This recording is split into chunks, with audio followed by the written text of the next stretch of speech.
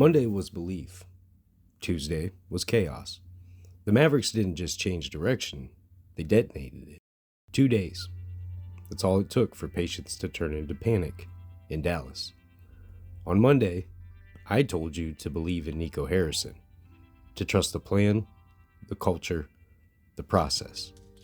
But by Tuesday afternoon, that belief was gone, traded in for headlines and hashtags. This isn't a story about stats or contracts. It's about timing. It's about trust. It's about what happens when the foundation you defend crumbles faster than the echo of your own words. I'm Vincent Cooper, and tonight we're talking about the shockwave that hit Dallas, what it says about the league, and why belief met reality a lot sooner than anyone expected. On Monday, I told you to believe in Nico Harrison, and I meant that. We walked through the Mavericks offseason, the Klay Thompson signing, the new ownership energy, and the sense that maybe patience would finally pay off. And yeah, I said it then, belief doesn't mean blindness. Klay was a gamble, a name that still carries weight, but a game that's fighting to keep up. Even then we thought they'd ride it out, that ownership would give it at least a season before making any big calls, if only to keep those Luka trade fires from sparking again. But this didn't exactly come out of nowhere. By Tuesday afternoon, less than 48 hours later, the Mavericks hit the eject button. Nico Harrison was gone. No leaks, no slow buildup, no pre-game whispers, just a sudden trapdoor moment. One day we're talking about patience, the next, we're refreshing our feeds, making sure the tweet isn't satire. And let's be clear, this wasn't a power move. This was a panic move. A reaction to noise so loud that broadcasts couldn't ignore it. Those Fire Nico chants, they weren't just in the upper deck. They were shaking the building, bleeding into live coverage. Fans weren't frustrated. They were furious. And when that kind of energy starts echoing through your arena, ownership hears it in surround sound. So, yeah, they pulled the lever. Not to prove control, but to quiet the noise. Klay Thompson's struggling, a shaky start in the standings, and a fan base that's boiling over. All of it landed squarely on Nico's shoulders. But here's the thing. Sometimes silence in the noise just mutes the message. Because while fans will celebrate tonight, the real question is whether this firing actually fixes anything. Was it worth it? Was it worth hitting reset on an architect of your current rebuild? The guy who brought in Cooper Flagg, helped shape the young core, and sold a long-term vision for once that seemed to have a blueprint. Sure, the crowd got what it wanted. The chants worked. But in the morning, Dallas still has to face what's next. Whoever steps in next might have a completely different vision, and that means everything Nico started could get rewritten before it ever had a chance to mature. Maybe that's the hardest part. Not that belief met reality, but that it happened so fast nobody got a chance to ask what reality we're actually chasing. When the news broke, I had to stop and replay our Monday show. Every word, every bit of belief we spoke into Nico Harrison. It still felt right in that moment, because belief isn't a guarantee, it's a choice. We choose to see potential in a front office trying to hold the pieces together after the Luka trade. We choose patience over panic, and maybe that's the part that hurts, realizing that patience didn't even get a full week to breathe. But here's the truth. The NBA doesn't wait for your belief to catch up. It's a league built on reactions. Some earned, some emotional. Nico's firing wasn't just a business move, it was a mirror held up to how fast this league can flip its reflection. One day, you're a builder with a plan. The next, you're the scapegoat for the cracks the fans can see. And that's the hard part about being in sports, or even talking about them. You can do everything right in one moment and still be on the wrong side of the next headline. But I stand by what I said Monday. It wasn't blind faith, it was context. It was empathy for the impossible job of holding a franchise together when everyone's still grieving the star you traded away. So yeah, we missed the ending, but we didn't miss the truth. Nico Harrison believed in what he built. The city didn't. And that's how fast belief can become a casualty of expectation. But the league moves on, and so we will. Because while front offices reshuffle and headlines cool, the games keep going. The lights still come on. The ball still goes up. Let's shift it to the floor, because while front offices were making headlines, the players were still writing theirs. Wizards 135, Pistons 137. Detroit pulled off an overtime thriller, outlasting Washington 137-135 behind a monster night from Cade Cunningham. 46 points, 12 boards, 11 assists, his first triple-double of the season. The Wizards got 42 from CJ McCollum, who stepped up as their veteran tone setter, but late turnovers and fatigue caught up in overtime. Two rebuilding teams, no shortage of fight. A reminder that growth can still be entertaining basketball. Bucks 116, Mavericks 114. Then there was a Milwaukee and Dallas, and the timing couldn't be more dramatic. The Bucks squeaked out a 116-114 win in a game that felt like a metaphor for the Mavericks' week. Giannis dropped 31 and 12, while Dallas, still reeling from front office shakeup, looked steady but distracted. You could see it in the body language, organized chaos and motion. Timberwolves 120, Jazz 113. In Utah, Anthony Edwards continues to evolve into a franchise alpha, scoring 34 as Minnesota controlled pace and paint. The Wolves' defense, top 5 in efficiency right now, held Utah under 45% shooting. Quietly, this group looks less like a fluke and more like a force. Pelicans 98, Suns 121. Phoenix handled business, rolling past New Orleans 121-98. Devin Booker poured in 30 on surgical efficiency, and Bradley Beal added 25 as the Suns found rhythm behind new coach Ott's faster-paced system. For New Orleans, Zion Williamson had flashes of dominance, but inconsistency and spacing issues kept them chasing all night. Atlanta 105, Clippers 102. Atlanta snatched a win in LA 105-102 on a clutch pull-up from DeJounte Murray with 18 seconds left. The Hawks' backcourt stayed poised.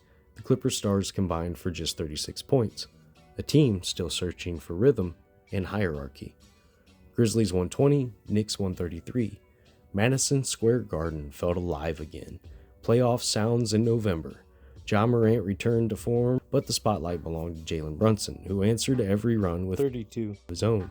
The Knicks fed off the Garden's heartbeat, Memphis pushed the pace, but New York just kept matching energy for energy. If this is the version of Brunson we get all season, the East just got a lot more complicated. Warriors 102, Thunder 126. In Oklahoma City, Shai Gilgeous-Alexander and Chet Holmgren put on a clinic, dismantling the Warriors 126-102. It felt symbolic, the next generation stepping into the light. Golden State's experience met OKC's pace, and experience blinked first. Nuggets 122, Kings 108, and Denver just handled business. Nikola Jokic flirted with another triple-double, Jamal Murray controlled tempo, and the Nuggets looked like a team that hasn't forgotten how to win the hard way. It wasn't flashy, just surgical, the mark of a group who knows who they are. That's the week so far around the league. Every court, every storyline, every ounce of chaos turned into momentum.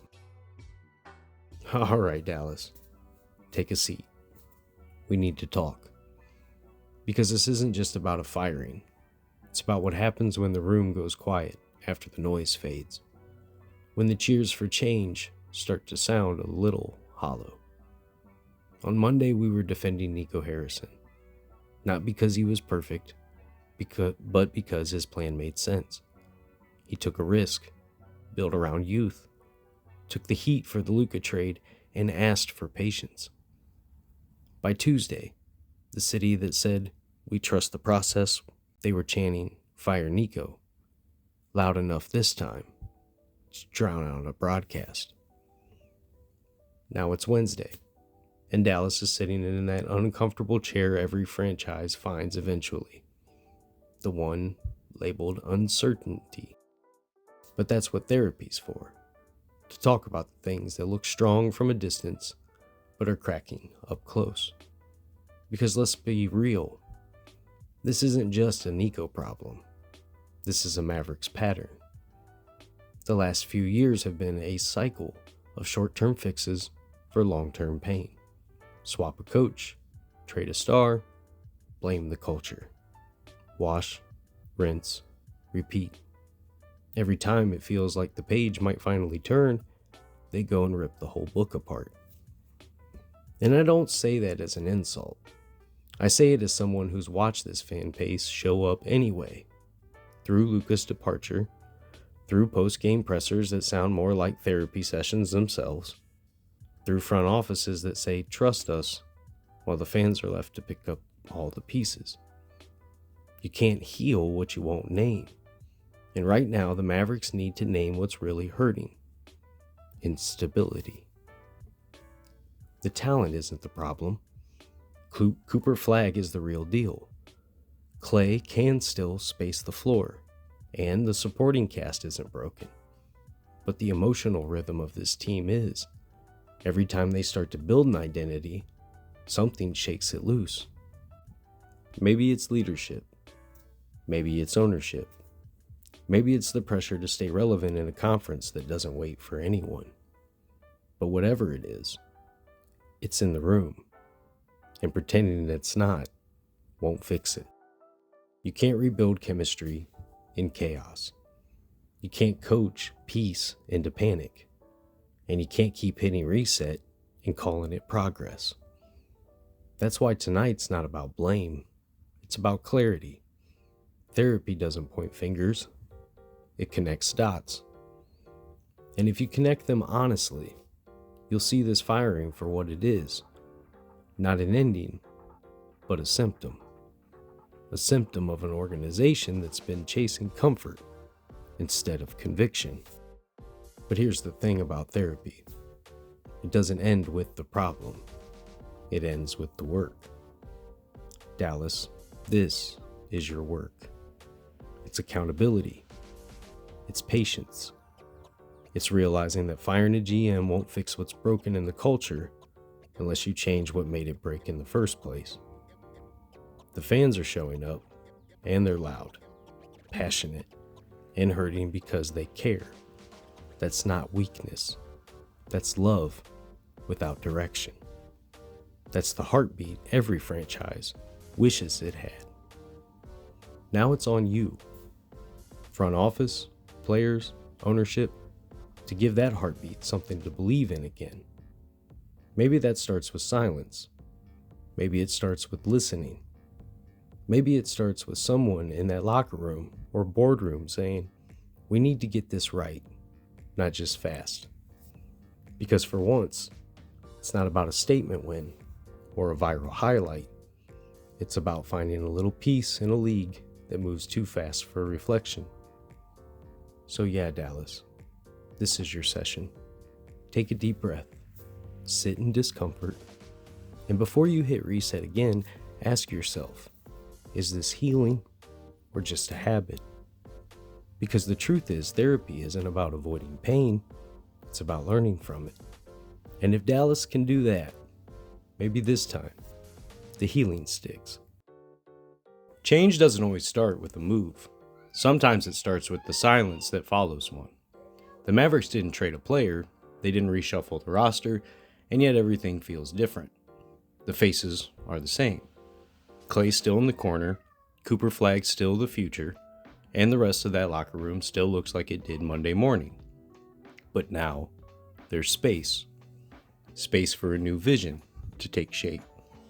Space for a little patience to grow back. Space to breathe after months of holding their breath. The pressure to prove Nico Harrison right is gone. The weight of defending every decision is gone.